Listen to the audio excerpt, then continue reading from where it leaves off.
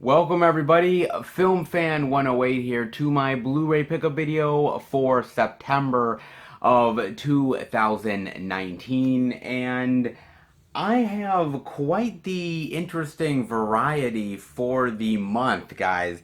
Picked up quite a few interesting titles, so let's start it off with the first title that I picked up for the month, and that is none other than Booksmart right here. Now, I missed this in the movie theater. And, I really wanted to watch it, but I didn't get a chance to. There was a lot of stuff coming out, and it just got drowned out for things I was going to check out in the theater. But when it hit on Blu-ray and DVD, I really wanted to watch it because I just thought it looked really cool. And it's basically about these two girls who are in in high school. They're pretty much gonna graduate with really high honors, extremely high honors, and they have just been on the straight and narrow path. They haven't partied, they haven't, done the drinking and, hanging out and everything. They've just been very much, focused on school, focused on their academics. They wanted to get into great schools, and they suddenly realized that everybody else around them that they thought were losers actually is not losers, because they all partied, they all had a good time, and they all got really great SAT scores, and they're all going to great schools. And suddenly these two girls are realizing, holy crap, we have missed out on our whole high school partying experience. We have to make up for everything in one night. And this is just this wild, crazy adventure that happens. And I really like this one quite a bit, guys. I really do. You know, high school movies, there's a lot of them that I like, and they've changed quite a bit over the years. The 80s ones, you have a lot of stuff with like the Brat Pack, you have, Breakfast Club, you have 16 Candles, Weird Science in a lot of ways. And then when you get to the 90s, it's slightly different. You have sort of the grunge era, you have sort of movies that,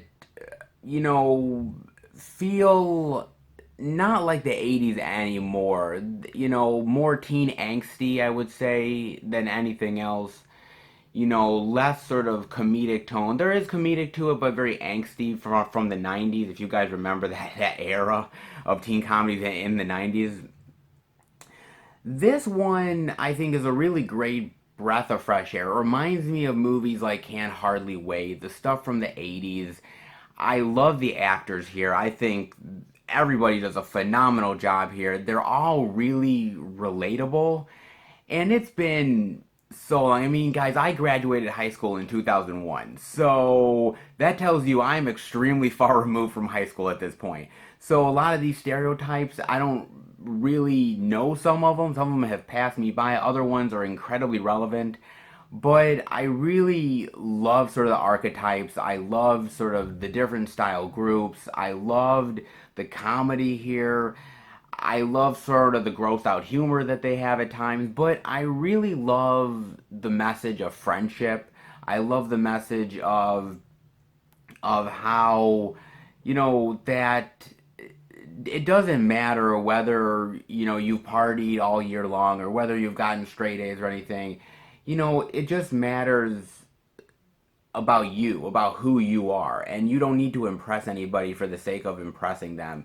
As long as you're fine with yourself and who you are, that's really what matters the most. And I really appreciated that message quite a bit, guys. I really honestly did. I thought this was a really, really great movie, honestly. And I'm just so glad that I got to watch it, because I think this movie, honestly, it passed a lot of people by. And this is the problem, because this movie came out in the summertime, and I really hate the fact that it did. Because, with summer movies, man, it's big, it's sprawling, it's big blockbusters. And these smaller movies, man, they get shortchanged a lot because they can't get into a lot of theaters. they get drowned out by these big summer movies, and I feel like a lot of times people miss out on these very genuine and interesting movies, and they don't find them, like myself, until they hit on Blu-ray or DVD, and finally people get a chance to watch it. So I'm so glad I finally got a chance to watch this one, guys. And there's actually quite a few interesting special features here. You have Booksmart, the next best high school comedy. You have Plies and Jazz Hands, the dance fantasy. You have Dressing Booksmart, Gallery, and an audio commentary by Olivia Wilde, plus deleted scenes as well. Not bad special features here, guys. And like I said, if you're into high school comedies, if you're into, you know, I guess more smaller films that are coming out, ones that are not sort of the sequels and the big blockbuster stuff, then definitely give this a chance, guys. I think you would like it. I definitely really enjoyed it, and I love a lot of high school comedies. So this one, I think, years from now, it could be a classic. It depends on how many people find it in years from now, but it's really a great, genuine high school comedy. Honestly, it is, guys. Definitely check it out. Booksmart. Then the next title that I picked up, guys, is a horror anthology movie, and it's one that I watched when I was doing one of the out and abouts, and I was really happy to check this one out. I really liked it a lot, man. And that is Nightmare Cinema. Really great sort of creature on the cover, sort of demon-esque creature. Very cool stuff, man. And this movie is one of those independent horror films that, we see a lot of these independent horror films come out month after month. We see a lot of that stuff at Walmart, and truth be told, some of it looks better than others. To be honest with you, I mean, some of it looks really bad, and I guess it's just which ones do you give a chance to. This one I really wanted to. I thought it looked interesting. And basically, it's about these certain individuals who go into this movie theater and they sit down, and what is projected is sort of their life, like either a dream that they've had or how they're going to die. And it just really affects them, sort of the story of what's going to happen to these people, whether it's a day from now or whether it's months from now, whatever. The fact of how they're going to die or how they're going to be killed. Really creepy stuff, man. And I really do enjoy this one quite a bit, guys. I really honestly did. I thought the stories were unique enough. I thought they were long enough where you really got to know the characters and you got to understand the story and get involved, but not long enough where you felt it went on for too long or it felt kind of boring. I thought this one worked out really, really well. I also really love Mickey Rourke here. Mickey Rourke plays the projectionist, and he sort of comes in between the stories to sort of talk to the people and sort of be the master of ceremonies, so to speak. Small stuff that he was in, but I thought he did a really great job here. He was creepy when he had to be. He was terrifying when he needed to be. I thought he played a really good small sort of cameo-like role. I like the acting here. I like the blood and the gore effects. I really like the creature effects as well. Very cool creature effects here. And like I said, for the most part, I would say that with horror anthologies, see, the thing about horror anthologies is that some are really good and others kind of fall by the wayside. They're not really that effective, or most of the stories are really good and then there's one that's really bad. This one, I think overall, everyone was pretty decent, I would say. I think my favorite one, if you guys have seen it before, my favorite one has to be The Priest. There's a whole thing with a demon, basically this one here, demon and this priest and sort of like these little kids and him battling these kids who have been taken over by this demon. Very odd and weird stuff, man. He's sort of chopping people's heads off and it's all kinds of craziness. But essentially it's really cool, man. I really enjoyed this horror anthology. Is it the best horror anthology of all time? No, it's really not. But honestly, there's so many great horror anthologies out there, guys. I mean, whether we're talking Creep Show, whether we're talking Tales from the Hood, oh man, some really, really fantastic ones out there. And it's hard to do anything original anymore because a lot of these movies they've already really done everything you can do. So a lot of times you're just really redoing some of the same stuff but trying to put your own unique spin on it. And I think this honestly did a really good job. It's not the most inventive horror anthologies you've ever seen. It's probably not even the most original thing you've ever seen.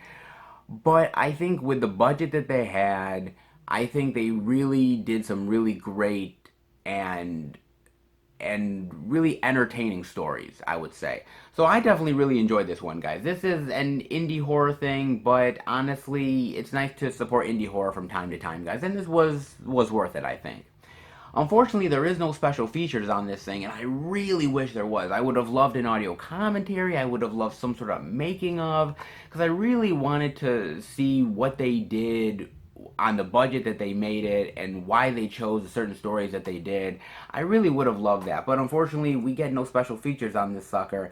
It's a shame, but honestly, if you guys are into horror anthologies, anything like that, definitely give this a chance because I think this is way better than I think people will give it credit for. Because when you look at the Walmart shelves and you look at sort of the independent horror stuff, and I've done it quite a bit, guys, I think you look at the titles and you say, oh my god, what is this terrible trash that's coming out?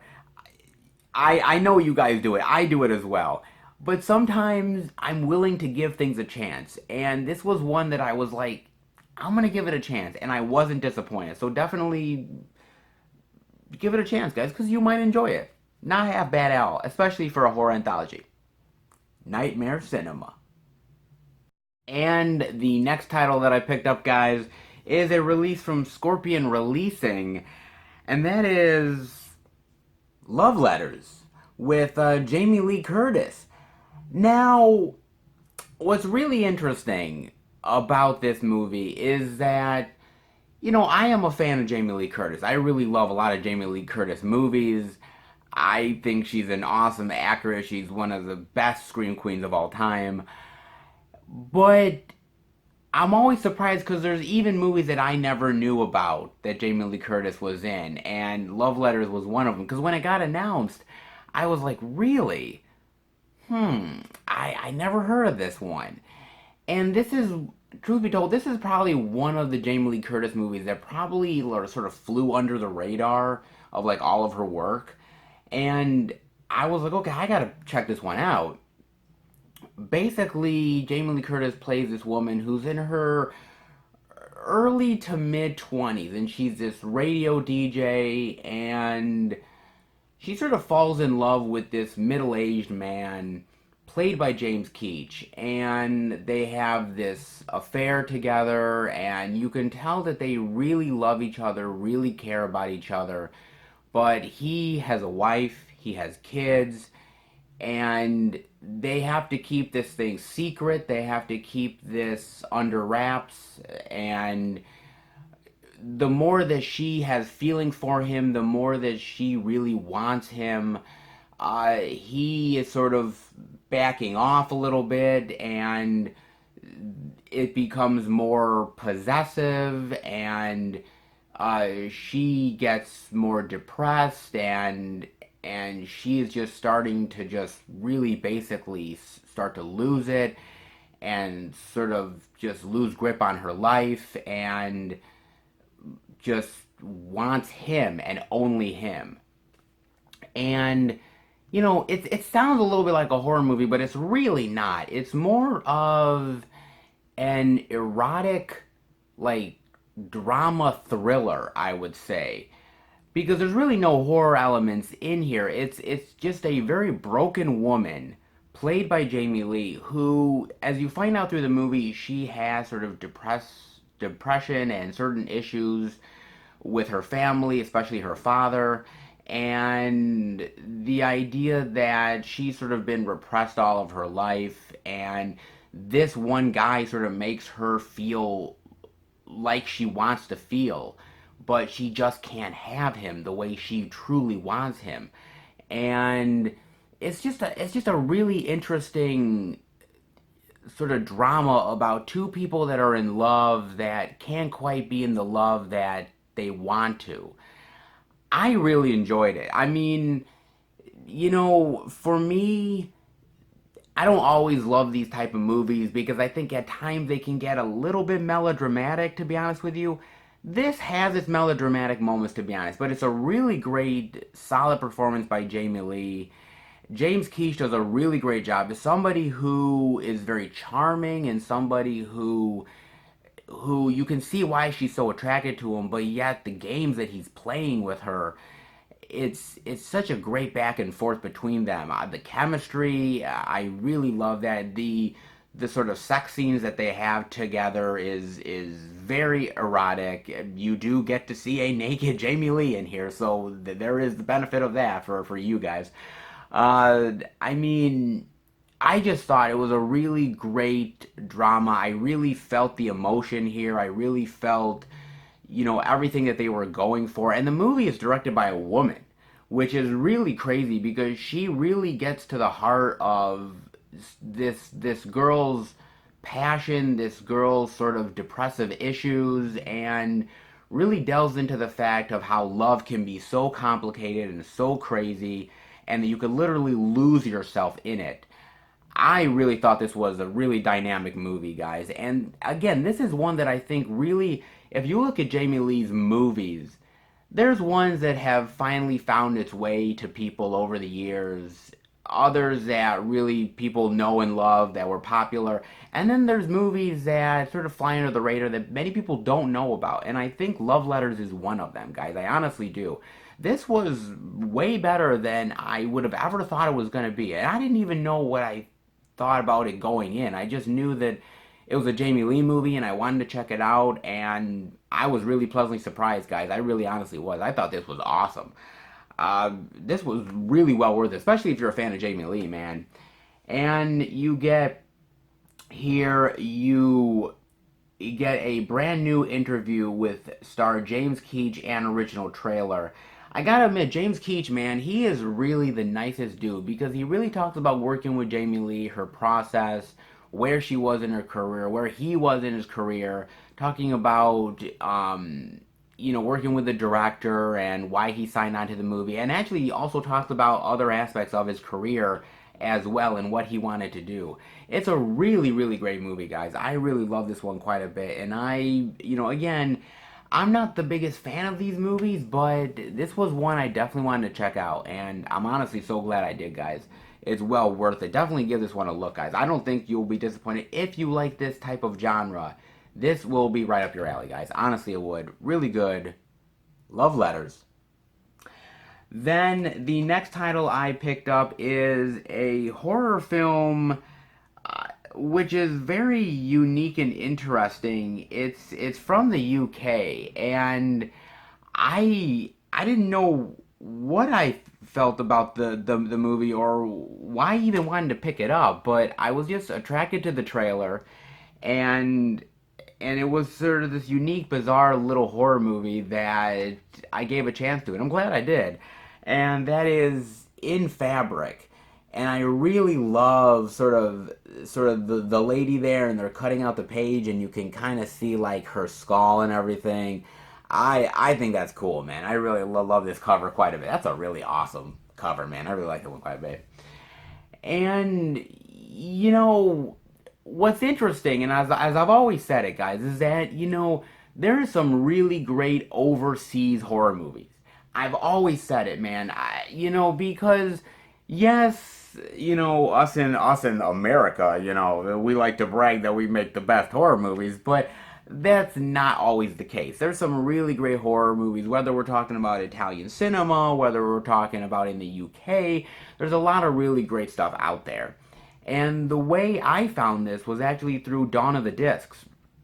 I was reading some of the posts on Facebook, and it came up how this movie is on sale at Diabolic, and I was like, okay, I've never heard of this thing. So I looked up the trailer, and I was like, this looks really weird and bizarre and kind of creepy, and I'm gonna give this thing a chance. And I was pleasantly surprised by this. Now, it's basically about this older African American woman who she's really down in the dumps, man. She has a sort of dead end job. Her kid doesn't listen to her, doesn't respect her. She is basically a single, and she's alone, and she's lonely, and she's trying to find people to go on dates with, and she's trying to find a man in her life, and she ends up going to this department store which has a lot of sales, and has a lot of really creepy employees. By the way, man, there's some really creepy chicks in that store. And she buys this red dress, this really gorgeous, beautiful, like pulpy red dress. And on the outset, something's wrong, man. Something's really off about this place and about this dress, but you can't quite place it until she puts it on. And then once she puts it on, and then everything from there, she starts to get rashes. Uh, she starts to have the worst luck in the entire world. People around her are either getting badly injured or dying.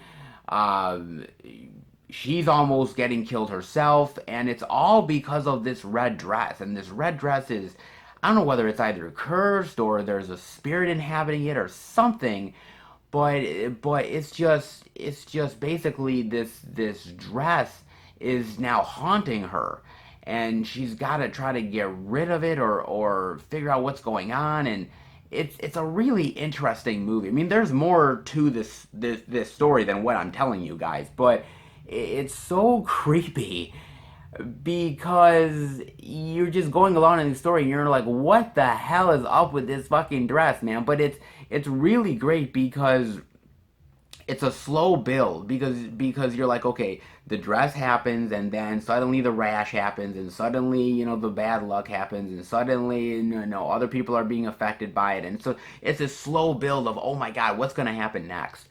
And I really loved it. Like, the department store people who seem to be in on it in some way, they're really creepy and very bizarre. Like, there's moments here where you're kind of like, I don't know what the fuck is going on in this movie.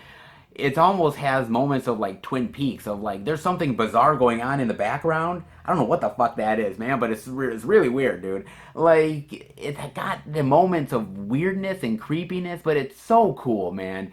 It really is very effective. I really like this one quite a bit. But it's not just her story. There's also another story with another couple where they get the dress, and it completely just messes up their entire lives. I like the differences between the stories. It's not a horror anthology, but it's just the direction of where the red dress goes. I really like it quite a bit. This movie is also extremely sexual as well. I just want to let you guys in on that. This movie is very sexual. There's moments where you see people going down on each other. You see some nakedness. It's very sexual because of the red dress, and it's because of the whole ideas of desire and sexuality, and and and themes of love, and what people will do to get it. And that's how the red dress really comes into a lot of people's lives. uh, it's really interesting. I really like this, and there is movies like this, of objects that people have or buy that affect them, and turn evil and ruin people's lives. There's a whole genre out there. There's movies like that, guys. So this is not alone in that genre. But I thought it was really unique and really interesting, and yeah, it's something I gave a chance to, but I'm damn glad I did, guys. And this is, by the way, this is a Region 2 release, so you need a Region free player in order to buy this, and play it. But honestly, guys, like I told you, there's some really great releases in other countries. So if you guys have not had a Region free player, man, get up on that, man, because you're missing out on some really great titles, honestly. But this has a commentary with the director, deleted scenes, stills gallery, and a trailer. Honestly, this is a really great little slice of Euro horror that I think really does need to be experienced. It's a slow build, it takes a while to build up, it's not instant payoff, but I'm telling you guys, I don't really think it needs to be. I think it has all the great elements already laid out already. I love sort of the red dress. I love how people are just addicted to it and want it, and how maybe you get what you want from it, but but watch out, because sometimes what you want is not always exactly what you want, and I really like movies like this, man. I thought this was really cool, dude. This is one where I'm really glad to have this in the collection. Like I said, it's a Euro horror title.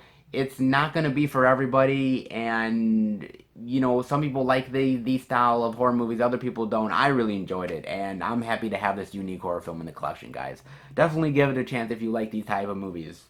Really weird, bizarre, but my kind of weird and bizarre. In Fabric.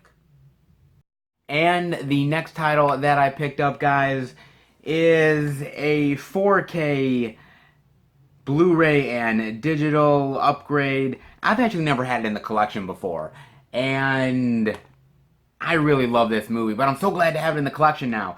And that is Lockup, baby, with Stallone. Yeah, man. I love me Lockup, dude. Let me tell you something. You know, when you think of Stallone, you think of Rocky. You think of Rambo. Okay, you think of Expendables. You don't think of Lockup, or at least some of us don't. There are people like me, and even my friend John, that we love Lockup. There's something about this movie, man. I love a lot of really good prison movies, and even sort of certain like prison TV shows that I really like. And for some reason, Lockup is just a great slice of sort of prison movie, survival, action, drama, just a really great combination of everything. And it's basically, you know, Sylvester Stallone playing this guy Frank, who goes into this prison, and he's supposed to get released at a certain point, and he ends up getting transferred to another prison where the warden is Donald Sutherland. And they have this history together, and Donald Sutherland is going to make Sylvester Stallone pay. He hates his fucking guts, man, and he really just wants to see Stallone suffer. And as you go through the movie, it's just Stallone trying to survive this, trying to break out of this place, and just get out from underneath Donald Sutherland, who is just so fucking evil in this movie, man. He is one evil motherfucker, man. He does a great job here. Sutherland plays one sort of just evil dude who just wants to torture this guy until he breaks, man. And Stallone is so good here. He's sympathetic, he's tough when he needs to be. He's badass at other times. Man, I love Stallone here, dude. And I think this is just a great overall fucking movie, man. I really honestly do, dude. I mean, this is one of those movies, kind of like, I would say, over the top as well. Because I remember watching these type of movies when I was younger and thinking, oh man, Stallone, these are awesome. And then later on you find out that, oh, I guess a lot of people don't really know about these movies. They don't know about how great Lockup is or Over the Top is. And you're like, oh, well that's a damn shame, man. And, so I'm hoping that with the 4K upgrade, I hope that people find this movie, because it's one of the more underrated Stallone movies. It really honestly is, dude. Like I said, I love a good prison movie, man. I have a lot of sort of women in prison movies, but even more like grittier stuff. Like, I love that TV show Oz. I think Oz is fantastic. So I do love like good like prison dramas, and this is A great one, dude. Honestly, this stuck with me for years, and I'm surprised I never had it in the collection before. But when it got announced on 4K, I was like, this thing's an instant buy. There's no doubt about that, man. I definitely want this in the collection. So I'm so happy that I did, man. This is so good. I can't say much bad things about Lockup. It's great. So yeah, definitely watch Lockup, guys. But you get here, you get a making of, you get an interview with Stallone, interview with Donald Sutherland, interview with some of the other actors, behind the scenes, original trailer. Not a lot of special features, but a few good interviews and everything. It's not too bad, but honestly, though, this movie is just, you need to experience this one, guys. You honestly really do, because Lockup is so cool, and Stallone is such a really great sort of action star, but there's certain times where he makes these really great sort of movies that somehow doesn't get the love because they're not a Rambo or they're not a Rocky, but goddamn, they're really awesome, dude. And I just can't say high enough marks for Lockup. I really can't, dude. This is a great Stallone movie, one that more people definitely need to experience, dude. Definitely get up on Lockup, dude. And with a 4K upgrade, when with a good enough price, it might be worth picking up, guys. Definitely get up on it. Lockup. Then the next title is another 4K upgrade, and it's actually an upgrade in the collection, and that is Casino, baby. Yeah. Martin Scorsese, De Niro, Pesci. Yeah. I had to have this one, guys. Now, I did have the DVD, and when this got announced, I was like, from DVD to 4K, especially, I heard the picture quality was amazing, and trust me, it definitely is amazing. They did a great job on the picture quality here.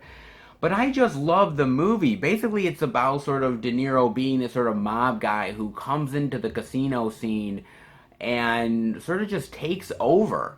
He sort of reinvents the whole Vegas style scene, and it's a movie about money and corruption and greed and death, and it's such a great movie, man. And I think when the movie originally came out, you have to remember Goodfellas was, oh man, Goodfellas was huge. And people, when they saw Scorsese teaming up with De Niro again, teaming up with Pesci, I think people were like, okay, we're gonna get an exact same movie like Goodfellas, and that wasn't what this movie is. I mean, it's similar in certain ways, but it's not an exact copy. And I think people at the time were kind of disappointed by that. I think they were disappointed by that it wasn't Goodfellas. But I think over time, I think people have really come to appreciate Casino a lot. I don't know if they put it exactly up there with Goodfellas exactly, but I think it's very high up there for a lot of people, especially when it comes to Scorsese and a lot of his movies. And this is just a great film, man. I love De Niro here so goddamn much. I love Pesci here. Pesci is in great sort of Pesci form, as you guys know. I love Joe Pesci so goddamn much, man. Goodfellas, Casino. I really love him in a movie called Eight Heads in a Duffel Bag. I think this movie's fucking hilarious. He's great, man. I love Pesci so goddamn much. Sharon Stone is really great here as well. Sharon Stone plays a really great role here, man. Everybody does a great job. Scorsese's directing is spot on. I really love the mob mentality here. And Scorsese is, man, he is always in his element when he's doing some sort of thing with mob elements. He's just so into it, man. He loves this type of stuff. And this is such a really amazing movie, dude. It's just... I love this movie so goddamn much. I really do. It is one of, for me at least, one of the better Scorsese movies. I mean, Scorsese does so much great work. This is definitely high up there for me, guys. And honestly, the picture quality looks great here. I think they did a wonderful job with the 4K here. I thought it looked pristine. And not only that, but you get a lot of special features here. You get deleted scenes, Vegas and the Mob, History Alive, True Crime Authors, Casino with Nicholas Pileggi, moments with Martin Scorsese, Sharon Stone, and more. Not a lot, but certainly enough. I think a lot of that stuff was carried over from the previous releases like Blu-ray and DVD. But this is a great movie, guys. If you love mob movies, if you love Vegas casino flicks, if you're a fan of Scorsese, if you're a fan of De Niro, Pesci, get up on this guy. So worth it, man. Really fantastic. I love this one so goddamn much, guys. Definitely get up on this. This is so good, so worth it. You guys will not be disappointed one bit. I certainly wasn't. And the 4K is definitely worth it, especially if you find it for a really great price, guys. Definitely get up on it. I don't think you'll be disappointed at all. Casino. And the next title that I picked up, guys, oh, I had to pick it up. I mean, I have the other two in the collection. It was only natural that I'd get part 3, and that is John Wick Chapter 3 Parabellum, baby. Oh, yeah. I love that. He's in the rain. He's looking really badass. I really like that a lot, man.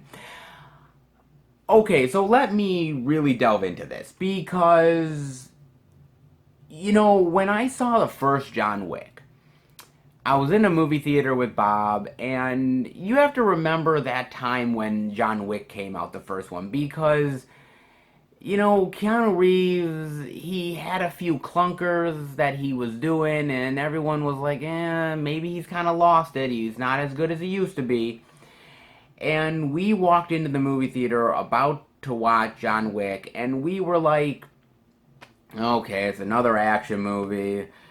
Oh, let's hope it's good. And we left the theater so goddamn impressed by John Wick. We were so impressed by that world, the Continental, the assassins, Keanu. We were just like, this movie's so badass, man. And we were just hoping that people would find the movie. Because you have to remember, the first John Wick had a small release. It wasn't anything crazy and big. So I'm so glad people found it and people embraced it. And then when the second film came out, it's like, okay, is this going to be as good as the first John Wick? And I thought it upped the ante. I thought it was really incredible. And you have to remember, Bob, John, and I are sitting in the theater, and the end of John Wick Chapter 2 happens. And he has become excommunicado. He's only got a certain amount of time left. And he's running, and everybody's checking their cell phones, and they're looking at him, and he's just going because he knows that he's fucking screwed. And we literally, swear to God, we were like, oh my God, when is the next film coming out? When? Like, we wanted it like yesterday. We were incredibly excited for whatever the third film was going to be. We knew that he was going to be excommunicado, he was going to be on the run, these people were going to attack him, and we were so excited. And, cut to practically 2 years later, and honestly, I couldn't have been happier with this movie. I really honestly couldn't have been. Basically, like I said, he's on the run, and he's just fighting for his life at this point. And Keanu Reeves is so committed to this role. He's so committed to the action, and he's so committed to just putting his body on the line for this movie, and this movie series in general. He just gets pummeled, man.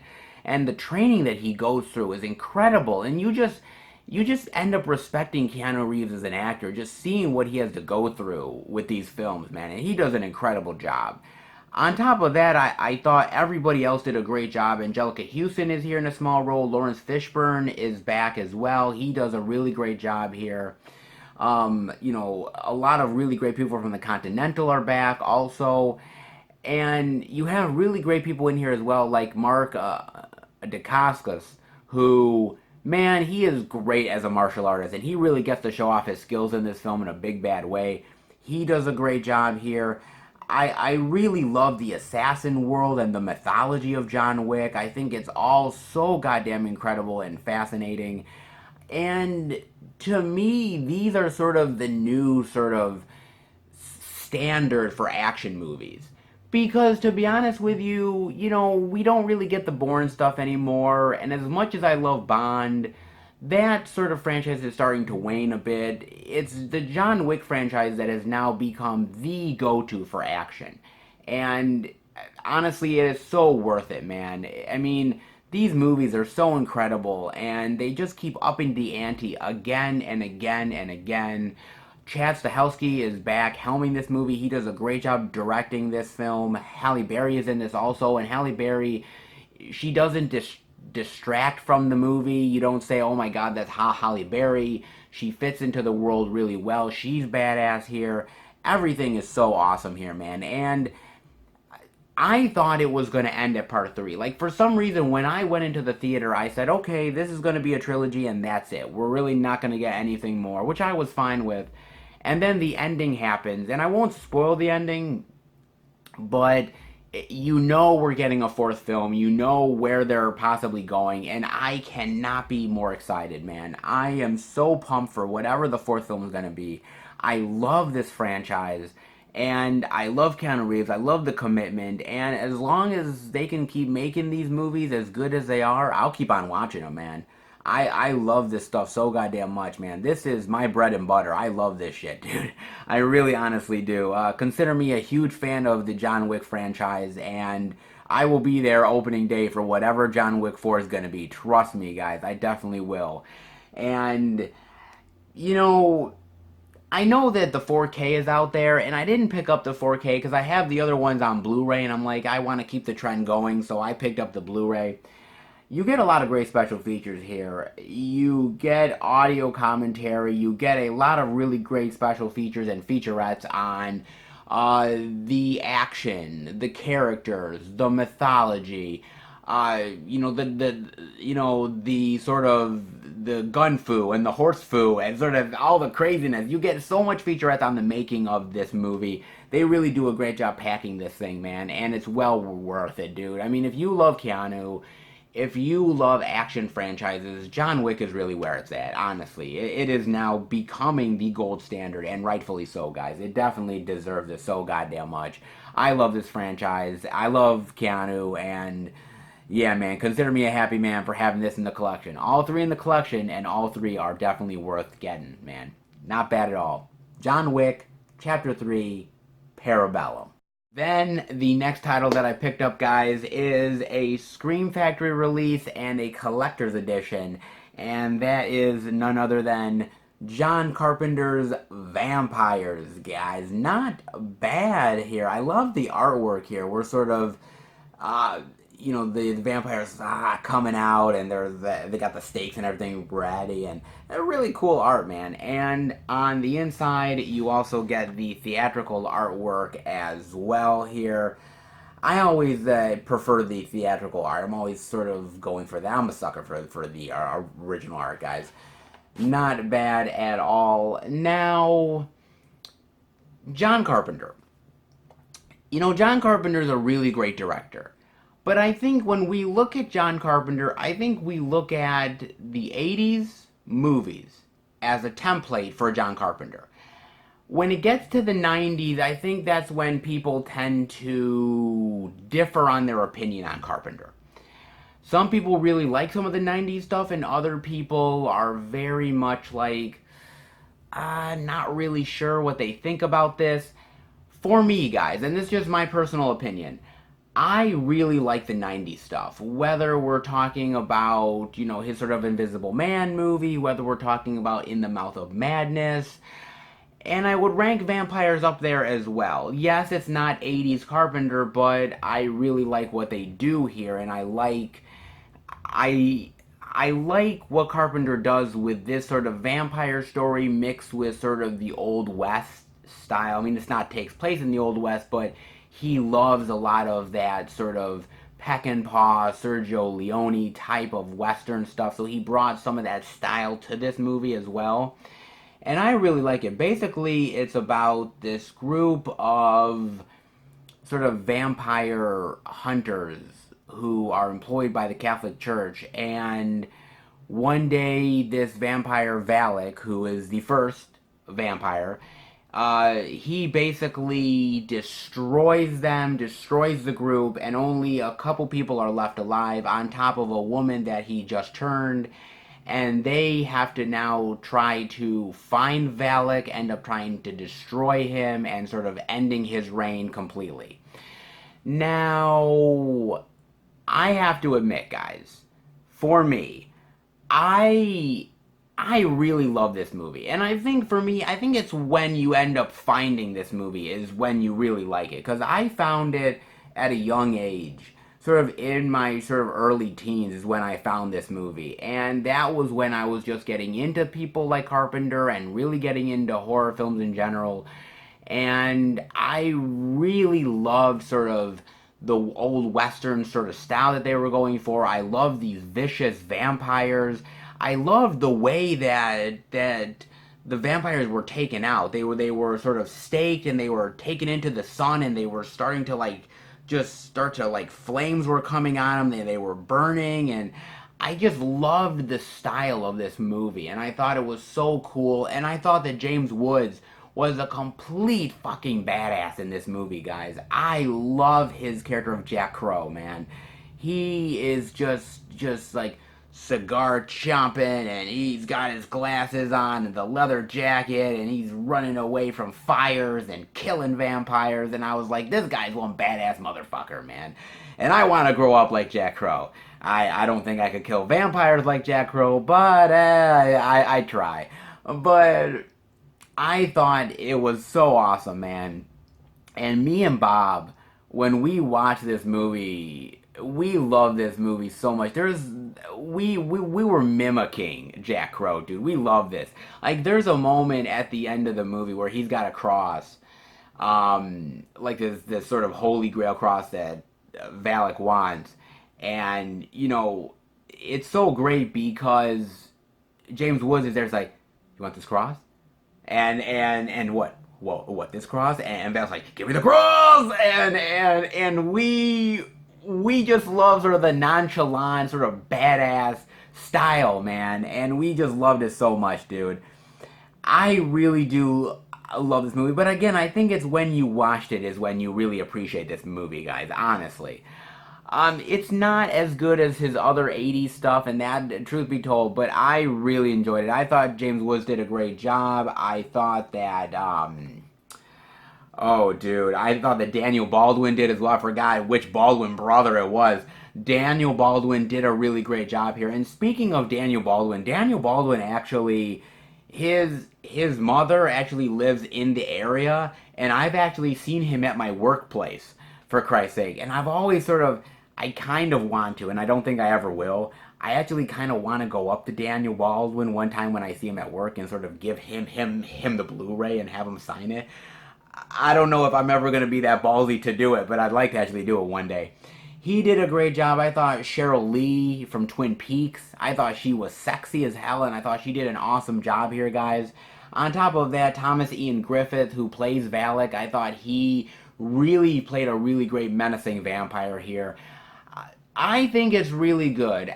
I don't think it's as good as a lot of other vampire movies, but I think if you like Carpenter, I think if you like vampire flicks in general, I think you'll really appreciate this one, guys. I know that I certainly do. But Scream Factory definitely gave it the love it deserved, guys. I mean, you get interviews with John Carpenter, you get interviews with producer Sandy King Carpenter, James Woods, Thomas Ian Griffith, Tim Guinea, who played the priest, the cinematographer, makeup artist, Greg Nicotero. You'll get the old school commentary by Carpenter, isolated score, original making of featurette, theatrical trailer. You get quite a bit here, man. And I really love, especially the interview with James Woods, man. James Woods, man, really wanted to work with Carpenter. He really wanted to sort of play this badass character. He talks about working with Carpenter. He talks about working with Cheryl Lee, trying to protect her when she was falling, because Jack Crow has to sort of be badass. So he's sort of pushing her to the ground a lot of times, and he was always like, "Oh my God, her legs are getting ripped up by me just throwing her on the literal ground all the time." Talking about how he had to walk away from a building blowing up, and how he had to look badass, and they only had one take to do it. And he was a great interview, dude. He was really great. This is a really great movie and a really great disc. I actually have the original Blu-ray from Twilight Time. I actually bought this one when it was limited and it sold out. I bought a copy. But honestly, the picture quality wasn't so great, and it only had a few featurettes on it. This is a much better release. And usually I don't always go for a double dip in a lot of ways, but I went for this one, and I'm kind of glad that I did because there's better features here. I think it's a better picture quality. And honestly, this is the last time I'm really ever going to buy the movie because, this is sort of the collector's edition, all the interviews and everything. So, this is the last time I'm going to pick this one up, guys. But honestly, if you guys have not checked out John Carpenter's Vampires, definitely do it. It's such a great movie, man. And it really is, depending on what your thoughts are, it may be on the lower end of Carpenter, but I think it's a really great movie. And look, it's way better than Ghost of Mars. Okay, I'm sorry. As far as I'm concerned, Ghost of Mars is really bad Carpenter. So this is way better than that, guys. So definitely give it a look, man. John Carpenter's Vampires. Then the next title that I got, guys, is an Arrow Video title. And it's one I had never seen before, but I was told by a lot of people that I had to check it out. And a lot of people were really excited about this one. And that is The Prey right here. And I really like this art, man. Where like she's like, I love that guy with huge gigantic hands. Really great art. And on the inside, you get this artwork here, which is really cool. It's very sort of subdued art, but I really like that art quite a bit. And on the inside here, this is kind of cool actually. You get this sort of, it's Welcome to North Point Keen Wild, and it's actually a sort of a permit for the actual like park that the movie takes place in, which is really cool actually. Man, I thought this was really cool. You kind of see the inside of it and the regulations and everything. And I thought, oh man, that's really cool, dude. That's really inventive for Arrow to do. I thought that was really fun, man. You also get an actual sort of booklet as well, talking about the movie and sort of articles and pictures and everything about the movie as well. Here, Arrow always does a really good job with their booklets, and also you also get different cover art on the other side as well. You get this artwork here, which is actually really cool art. I will stick with this art, but this is really cool. So you get 3 different arts, 1 on the slip and then 2 on the other side. So there's quite a lot that gets offered here, man. There is quite a lot to be sure, man. And the movie is basically about these sort of couples that go to the woods and they end up exploring the woods, but they're getting stalked by this person or this creature or whoever the hell it is. And he's sort of stalking them, and he is killing them one by one, and they are becoming his prey. And I really like this sort of like backwoods, wilderness, young 20-somethings getting stalked and killed genre. I love a lot of movies like it. It's sort of a quintessential sort of 80s genre, I would say, but there's been some really great ones in the 90s and the 2000s as well.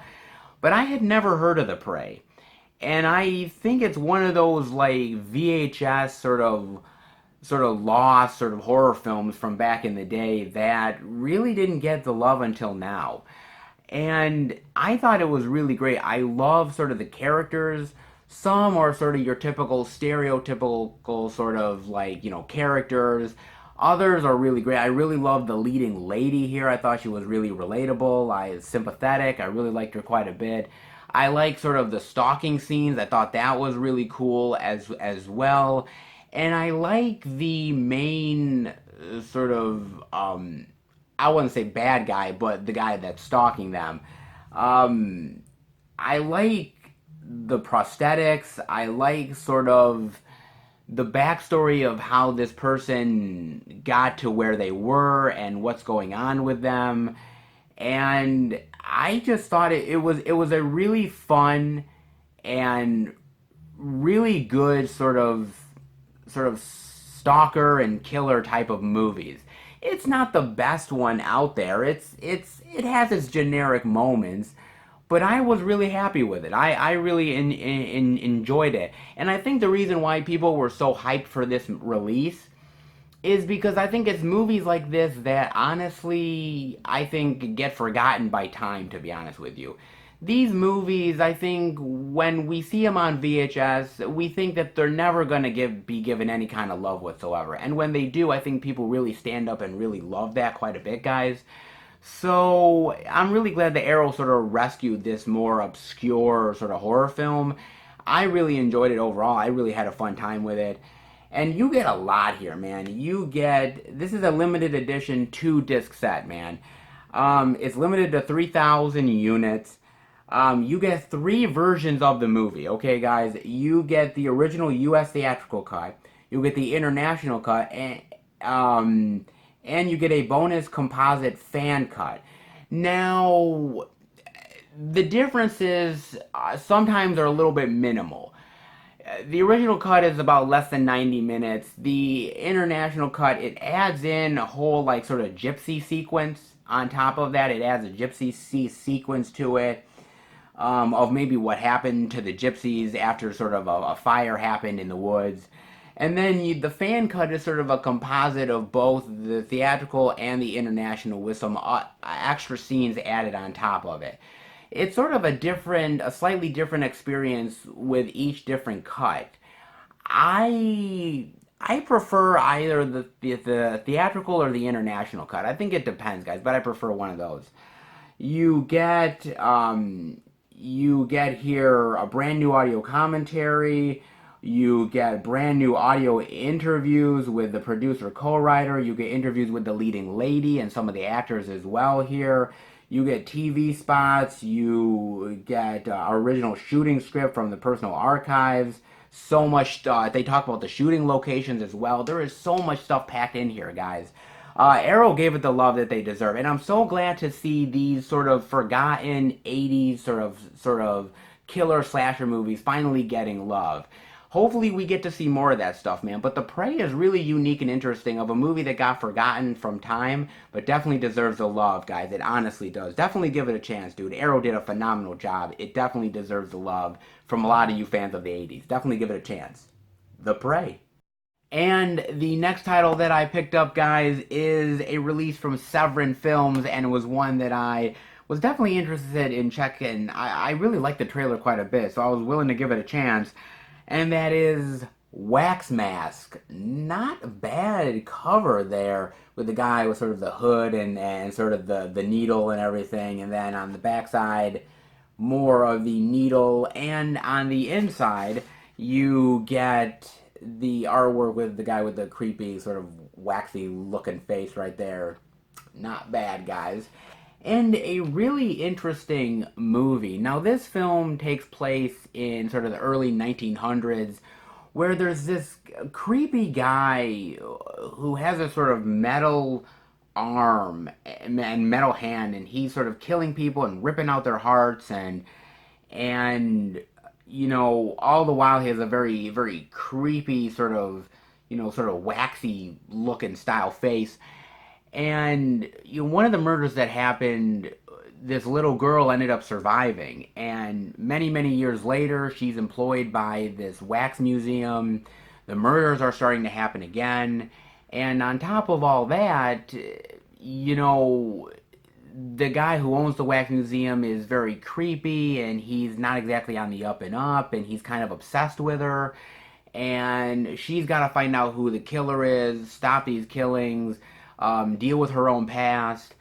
I really like this one quite a bit, man, and I was fascinated by wanting to check this one out because, as you guys have seen in previous Blu-ray pickup videos, I have a love and a fascination for Fulci.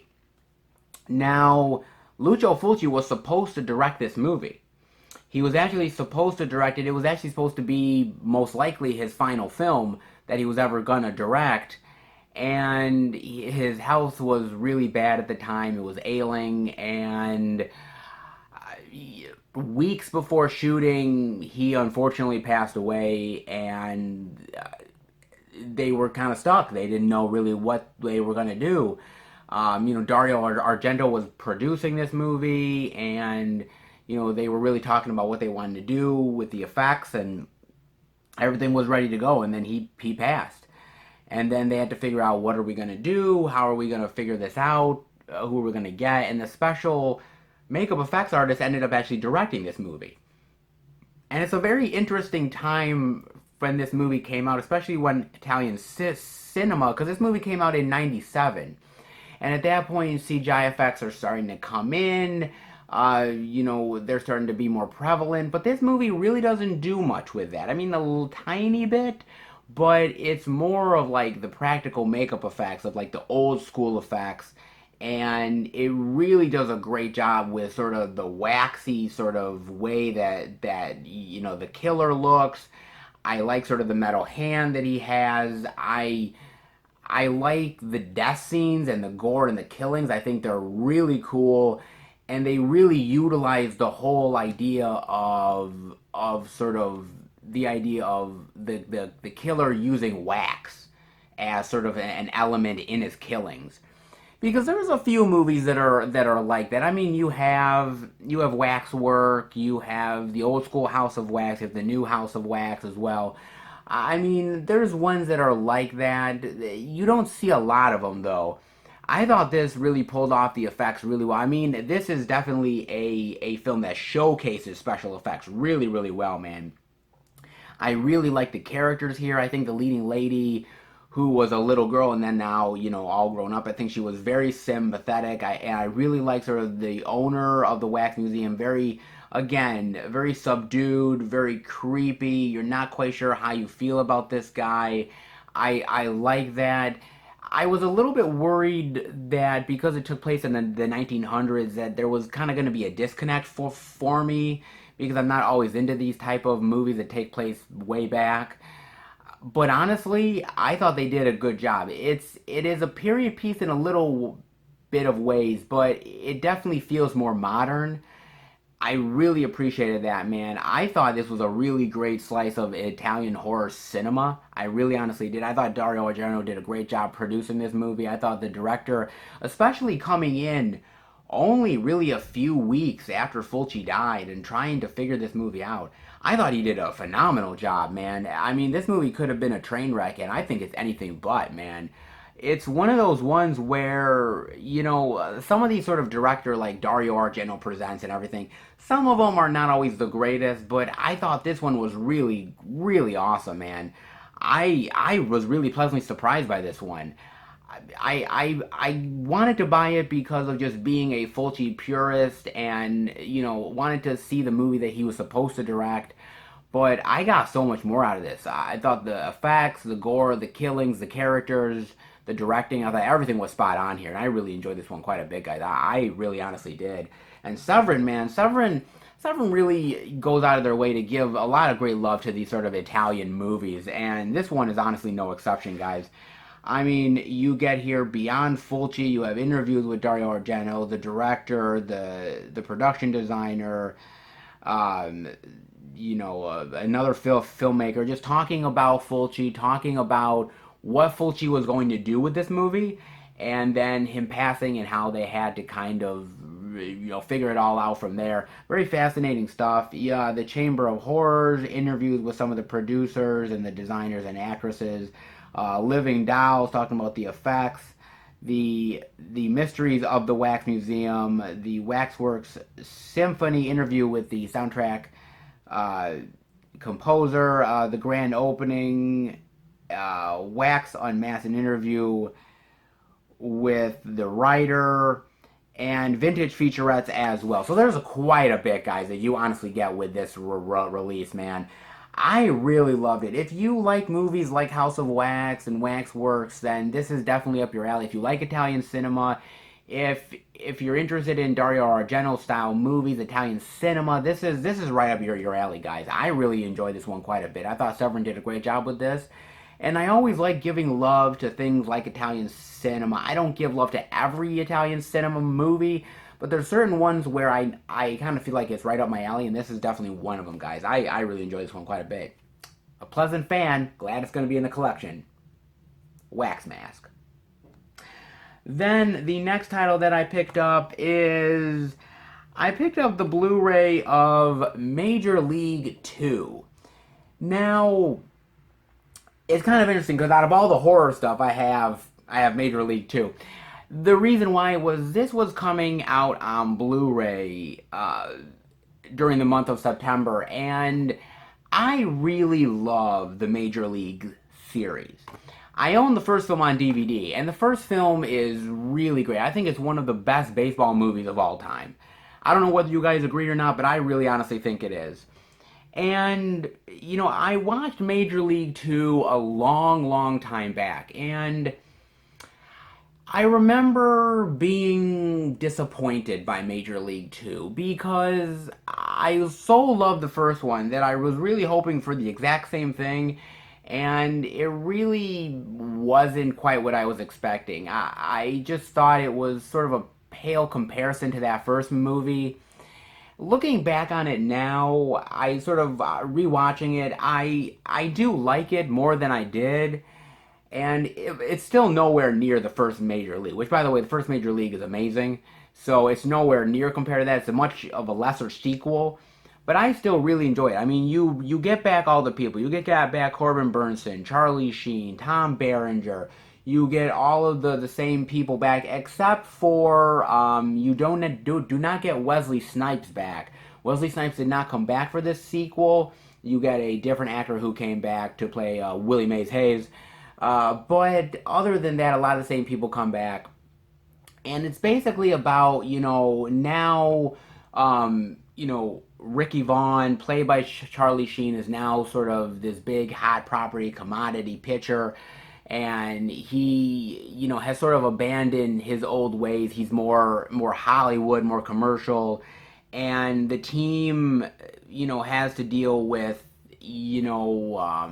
new competition, new players coming in, sort of the struggles that they have between each other, and sort of the comedy that goes with it.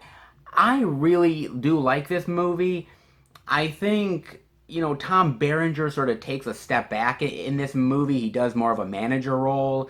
Charlie Sheen is good here, but you can sort of tell that this was a point in Charlie Sheen's career where he was much more of the Hollywood actor than he was when the first Major League happened, and you can kind of feel that, he's still giving it his all, but maybe he's not as sort of like the Wild Thing as what he was in the first movie. He still does a good job. Corbin Burnson is really great here. All the actors, the comedy still plays really well. It's a good baseball movie, but it's a lesser baseball movie compared to the first Major League film. That's just honestly my opinion, guys. Definitely let me know what you think of Major League 2. I would say it still ranks. I mean, there's a lot of great baseball movies out there. It's on the B level, but still really good, though. The only special features here is they have theatrical trailer, which I wish they had a little bit more, but it's not bad. I mean, you still get Bob Uecker here, which Bob Uecker is always great. You also get Randy Quaid in a role that, by the way, this, if the movie's great for anything, it's Randy Quaid, who plays a Cleveland Indians fan, and he is taking the piss out of Charlie Sheen's character any chance he gets, man. And he is so great in this role, dude. Just him alone is worth it. But it's a good baseball movie, but not as good as that first movie, I would honestly say. And speaking of Major League, I also picked up Major League Back to the Minors. I know what you guys are thinking. You're like, okay, you have Major League in your collection, then you have Major League 2, which is a lesser movie, then you have Major League Back to the Minors, which is an even lesser movie. But I will say this, guys. I really enjoy Major League Back to the Minors. I remember seeing this movie, I think I think the first time I saw it was actually, if I were to say back when I was younger, when I was watching like Cinemax or something, it just randomly came on, and I was watching Major League Back to the Minors. And I really enjoy this movie, man. I think it's fun. I honestly think it's a better movie than Major League 2. I honestly really do. You have Scott Bakula here, who plays sort of this guy who has sort of left baseball. He doesn't want anything to do with it anymore. And Corbin Burnson, who is now, no longer part of a team anymore. He's sort of managing now this sort of, these teams, and he ends up like owning this more like small like lower level team, and he wants Scott Bakula to be a part of it, to manage it. And Scott Bakula's like, I don't know, man. Like I don't want to get back into this. And he kind of gets pulled into it. And it's all about this sort of ragtag group of guys who are sort of misfits, and they all got to come together to sort of be a better team and learn teamwork and sort of the comedy of it. I really like this movie, dude. I think it's fun, man. I love Scott Bakula here. I think Scott Bakula is a great actor, and I think it's a really great role for him. A very understated role, but I think he did a great job. Corbin Burnson is funny here. I think he was awesome. I'll also say that Ted McGinley as well. He was on Married with Children, Revenge of the Nerds. He does a great job here as well, playing the manager of a big league team who sort of they get into sort of a rivalry. He's really great here. You get some of the actors from previous major league movies as well. I just thought it was really fun. It was fun, and it reminded me of sort of this group of misfits from the first movie that just are trying to get along and trying to learn how to play baseball better. And it's a B movie baseball film, but it's one I really enjoyed, guys. To be honest with you, I think it's all kinds of fun, and it's a movie that honestly has been forgotten. Because you think of Major League, you slightly think of Major League 2, but you really forget about Major League Back to the Minors, guys. But it's really fun. Honestly, it really is. You also get Bob Uecker back as well, and Bob Uecker is sort of the thing that's carrying all of these movies together, but he's really fun as well. I think this is a good one, man. I really do. Definitely revisit this one, guys, because I think it's more fun than people give it credit for. Unfortunately, you really get no special features here, which I was really hoping for something, whether it was a Scott Bakula interview or audio commentary, but I'm just happy to have it in the collection, and now I have the Major League trilogy now on Blu-ray. Well, two of them on Blu-ray, one on DVD. I'll have to upgrade that eventually, but I have the Major League trilogy. What a weird trilogy to have, but I have now the Major League trilogy. Yay? Well, definitely give this one a chance. Better than some people give it credit for, guys. Major League Back to the Minors. The next pickup that I got, guys, is another Arrow video title. And this one I had been waiting for a little while for a company to release it. And I'm really glad they finally did. And that is Hellbound Hellraiser 2. Now, actually, as you can see, I actually went to a convention recently, a horror convention, and actually Lawrence was there from Hellraiser 1 and 2, and she actually ended up signing it for me, so bonus. So she was super nice. But, here's the thing. I love the first Hellraiser movie. I really honestly do. I think that first Hellraiser movie is fucking brilliant. I think it's just one hell of a horror movie. I love the characters. I love sort of the Cenobites, and when you end up watching that movie, you look at Pinhead, you look at the other Cenobites, and you're like, what in the fuck is this? You're like, what in the hell are these things, man? And you leave that first movie so, like, fascinated and bewildered, and you're just like, I want to know more about these characters, man. I want to delve more into this world, man. And that's where Hellbound Hellraiser 2 comes in, because it really went out of its way to really delve more into the Cenobites, more into their world, more into Pinhead, and I fucking love this movie so goddamn much. And the best thing about this movie, by the way, is that it literally practically takes place right after the last film. And there's not many horror films that really ever do that anymore, guys, because I love the fact that you can literally pick up right where the last one left off. No time has practically passed, and you can just go right there. There's very few horror films that have ever done that. I sort of look at Halloween 2 that has done that. A couple of the Friday the 13th films have done that in the past. I love that because you're just going into the next step of these characters and what happens next. And I love that, dude. I love when sort of films just pick up where it left off and you can just continue the adventure. And basically, Ashley Lawrence's character, after just surviving everything that she did in that first movie, you know, basically she still is trying to find her father, and basically she thinks that she can find him, but all the while there is this psychologist who is really obsessed with sort of the world of the Cenobites. He owns a lot of these puzzle boxes, and he's always been trying to find a doorway into getting there, and he sees her as sort of a chance to finally do that.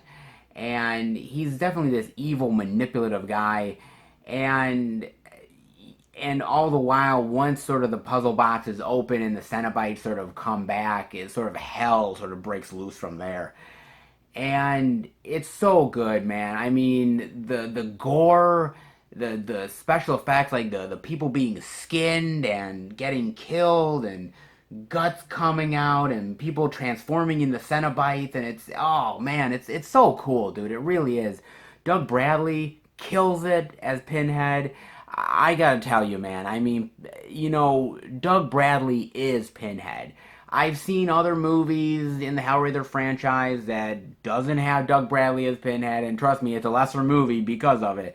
He personifies Pinhead completely. All of the Cenobites, I always love, whether it's the Chatter, or whether it's Butterball, or the woman with the weird sort of hanger in her head. Like, really just weird and creepy designs, man. I've always loved that stuff. And I love even delving into the world of the Cenobites, where you see sort of their whole entire world and how sort of dark and demented it is. And I've always sort of thought this world of Hellraiser was so fascinating and so like fucked up, but really unique and wonderful and just really interesting to dive into. I thought this was a really great sequel. And it's kind of interesting because as far as horror sequels are really tough to do because, to be honest with you, there's a lot of horror sequels out there that are lesser than their original counterpart. They just are. It's not that they're bad movies, it's just that the original is so goddamn good that it's really hard to sort of live up to it in a lot of ways. But Hellraiser Hellbound 2, goddamn man, is this movie really good. And I would say this is right on par with the first film. I honestly really do. I don't really love any of the other Hellraiser movies too much. It's really 1 and 2 that set the bar, and I think everything after that really drops off in quality. But I think the first and second one are just really fantastic, man. Honestly, it's a pleasure. I mean, this second one is not directed by Clive, but you can feel Clive's influence on this movie completely, guys. You can feel it 100%. It's such a wonderful movie, man. I really love this one a lot. I did have the DVD, but once this got announced by Arrow, I was really going to pick it up in a big bad way because they did come out with that Scarlet box, but it had Hellraiser 3 in it, and I'm not a fan of Hellraiser 3, and I didn't want to have the box just for Hellraiser Hellbound 2 when I already have Hellraiser on Blu-ray already, and I didn't really need Hellraiser 3, so I was waiting until they put out a single edition, and I'm glad they finally did. it's a really great goddamn movie, man. I really love this one a lot. And a lot of the special features are ones that got carried over from the DVD. The audio commentary with director Tony Randall and writer, audio commentary with the director, writer, and actress Ashley Lawrence, the story behind Hellbound Hellraiser 2, uh, being Frank, Sean Chapman talks about reprising his role. The surgeon scene, the legendary excise sequence that was so legendary about Pinhead in like surgeon mask and gear and everything, which is one that was a legendary scene, but really it wasn't that thing. It could have been left out, but uh, you get on-set interview with Clive Barker, on-set interviews with cast and crew. You have Lost in the Labyrinth, vintage interview with Barker, Randall, Atkins, and others. You get behind-the-scenes footage, rare and unseen storyboards, other interviews with the actors. So much stuff here. I'm glad it all carried over here, and I'm glad that Arrow put out a single edition because I love the movie, and to finally have it on Blu-ray, it's great. I don't need any other Hellraiser movies, guys. I really don't. I think the only other one I really like, if I was to say other Hellraiser movies I like, is I like Inferno. I like that movie Inferno with Craig Schaefer. I think that's a really good one. Very underrated. Outside of that, I can't really say I love a lot of them. I thought they were kind of weak. But Hellraiser 1 and 2, man, are a really great sort of original movie and sequel that go really hand in hand really well, guys. I really do. Definitely give it a chance if you haven't watched it, man. Well worth your time. Hellbound, Hellraiser 2.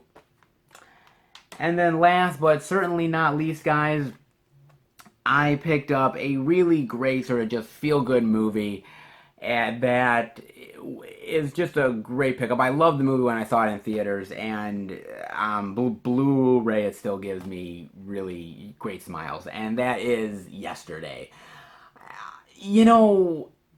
Honestly, guys, I really loved this movie so goddamn much. When I saw it in the theaters, I loved the trailer, and I thought the trailer was so cool.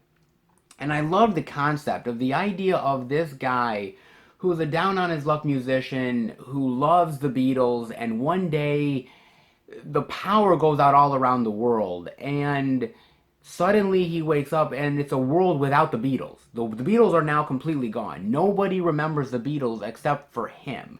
And now he's like, holy crap, nobody remembers these songs, nobody remembers the influence, nobody remembers anything. So now him as a musician, he decides that he's going to take it upon himself to recreate these songs and do his best to keep the memory and the legacy of the Beatles alive. And I just thought it was brilliant, man. I mean, I love the Beatles anyways. They're timeless. It's classic. It's just fantastic music, and I love seeing it reinterpreted because it's interesting to see what modern day would sort of take it and how sort of the modern music industry would go about dealing with these songs and dealing with sort of having a personality come out with these songs nowadays. I really thought it was a really great concept, and I thought it was handled really well. I thought the acting was really great here. Everybody here who did a really awesome job here. Himesh Patel did a great job. Lily Collins did a really awesome job as well. It's really, really great here, man. It really was. I liked the comedy. I liked the romance aspect to it. I thought it was really just really spot on. It's a really great comedy, drama, music-filled adventure that just makes you feel good about the Beatles. It honestly really does, guys. And I was pleasantly surprised and happy with this movie. And the movie's directed by Danny Boyle, and man, do I love Danny Boyle. Danny Boyle is such a really great director, man. Whether we're talking about Trainspotting, whether we're talking about A Life Less Ordinary, Slumdog Millionaire, 127 Hours.